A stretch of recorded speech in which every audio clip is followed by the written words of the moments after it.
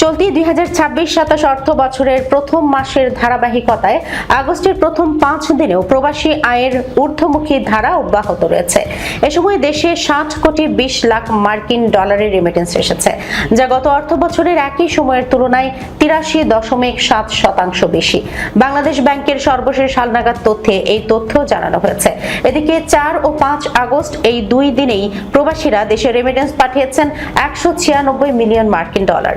অন্যদিকে চলতি অর্থ বছরের শুরু থেকে অর্থাৎ 1 জুলাই থেকে 5 আগস্ট পর্যন্ত মোট রেমিটেন্স এসেছে 3.461 বিলিয়ন মার্কিন ডলার। গত অর্থ বছরে একই সময়ে যার পরিমাণ ছিল 2.806 বিলিয়ন মার্কিন ডলার। চলতি 2026-27 অর্থ বছরের 5 আগস্ট পর্যন্ত এক বছরের ব্যবধানে মোট রেমিটেন্স প্রবাহ 23.3% বৃদ্ধি হয়েছে।